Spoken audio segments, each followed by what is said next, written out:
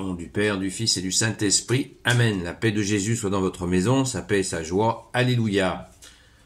Que ta parole, ô Jésus, entre dans mon esprit, que ma bouche proclame ta parole et que mon cœur l'accueille.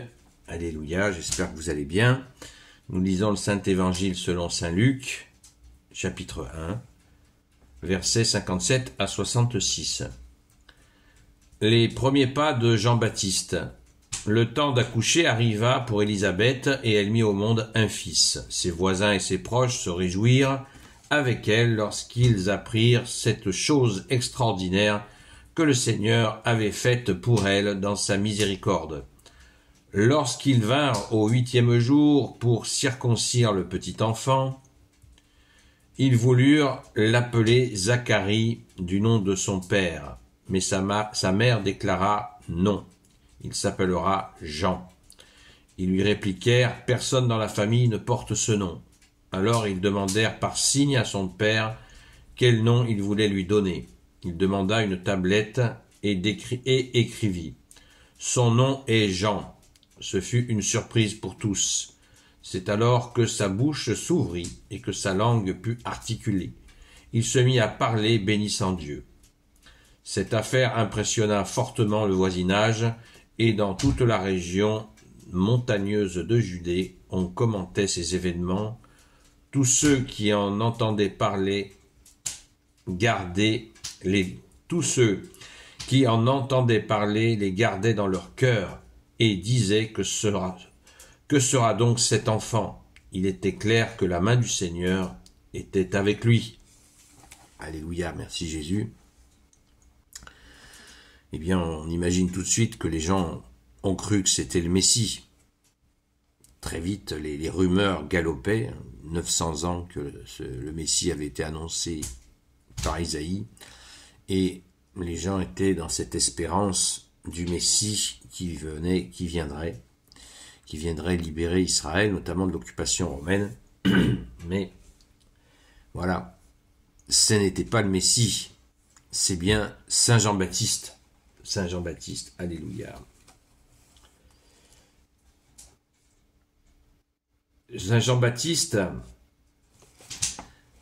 dira cette phrase extraordinaire: « Je ne suis pas l'époux, je suis l'ami de l'époux. Et ma joie est parfaite, et nul ne pourra me l'enlever, cette joie. » Cette joie d'être l'ami de l'époux, l'ami de Jésus, le Christ Jésus, le Messie. Saint Jean-Baptiste dira, vient quelqu'un de plus grand que moi, vient derrière moi quelqu'un de plus grand que moi, qui vous baptisera dans l'esprit et le feu. Aucune ambiguïté de la part de Saint Jean-Baptiste. Rappelons sans cesse que Saint Jean-Baptiste, quand il est parti donc au désert et où il baptisait au Jourdain, eh bien, il n'était pas seul. Il avait des disciples, dont deux que nous connaissons bien. Il s'agit de Saint André et Saint Pierre, les deux frères que Jésus va appeler comme les premiers apôtres. Et donc Saint Jean-Baptiste avait de nombreux disciples qui, à sa mort, ont rejoint Jésus. Qu'est-ce qu'a fait Saint Jean-Baptiste? Puisque là, on répond tout de suite à l'interrogation du peuple qui se demandait qui était ce Saint Jean-Baptiste. Qu'allait-il devenir? Mais Saint Jean-Baptiste, lui aussi, était dans cette attente et voulait être certain que Jésus était bien le Messie, puisque quand il a entendu parler des miracles de Jésus, qu'est-ce qu'il a fait? Parce que je ne suis pas en train de vous raconter une jolie petite histoire, là. Hein. Tout ce que je vous dis est dans l'Évangile. Eh bien, il a envoyé Saint André et Saint Pierre auprès de Jésus. Carrément, comme ça. Pas d'ambiguïté, on veut savoir.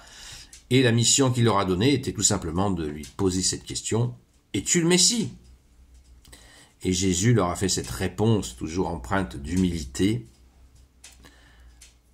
Humble, doux et humble de cœur, merci Jésus. Il leur répond: les aveugles voient, les sourds entendent, les muets parlent, les boiteux marchent, et même les morts ressuscitent.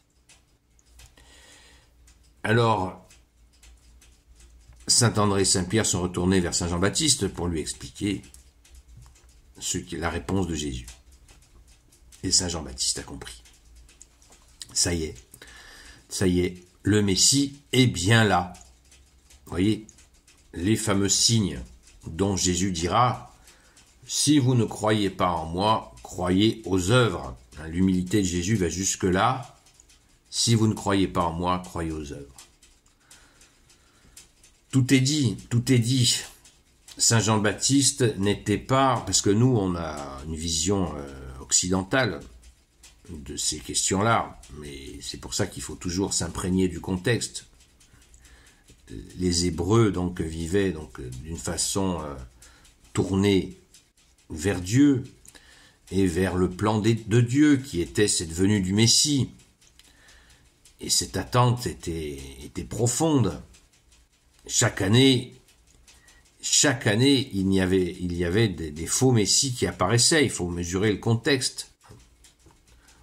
On voit que cette prégnance religieuse est très forte. Vous vous rendez compte, la circoncision au 8e jour. L'enfant au 8e jour est circoncis par un religieux. Vous imaginez la pression religieuse qui existait dans ce peuple. Et donc saint Jean-Baptiste en a été imprégné. Lui, il était donc désigné, il a été choisi, préparé, choisi comme prophète dans une famille ultra-religieuse, au sens positif, pas au sens négatif, parce que quand on dit aujourd'hui ultra-religieux, on pense à des choses mauvaises. Là, c'est pas le cas. C'est des gens, c'était une grâce de recevoir un enfant ainsi. Donc saint Jean-Baptiste, c'est vraiment, il porte bien son nom, c'est le précurseur. On lui a donné ce surnom, le précurseur, celui qui vient préparer le chemin du Fils de Dieu, qui se fait homme. Alléluia, merci Jésus. Quelle belle introduction pour la fête de la Nativité, qui veut dire la fête de Noël, bien sûr. Gloire soit au Père et au Fils et au Saint-Esprit, maintenant et toujours et pour l'éternité. Amen. Ô Jésus, toi qui peux tout et qui porte tout, toi le Sauveur, toi l'Emmanuel, je te confie toutes celles et ceux qui regarderont cette vidéo, ainsi que leurs proches, selon ta seule volonté, ô Jésus. Sainte Marie, Reine des cieux, toi l'Immaculée Conception, toi qui écrases le serpent, toi qui as la lune sous tes pas, toi notre Mère, Notre-Dame, Saint Joseph, toi le juste et le saint, toi le sage, toi la terreur des démons, toi le saint gardien de la Sainte Église catholique apostolique, Sainte Marie-Madeleine, notre chère sainte patronne, et vous tous les saints et saintes, amis de Jésus, Saint Michel Archange, Saint Gabriel Archange, Saint Raphaël Archange, et vous tous les anges qui servez Jésus, je vous confie toutes celles et ceux qui regarderont cette vidéo ou qui l'écouteront, ainsi que leurs proches, selon ta seule volonté, ô Jésus. La paix de Jésus soit dans votre maison. Rendez-vous ce soir sur TikTok, sur la chaîne Seul Jésus Sauve, à partir de 20h jusqu'à 22h. À très vite, on continue les préparatifs pour t'accueillir, ô Jésus, dans nos cœurs, pendant cette nuit de Noël qui vient. À très vite.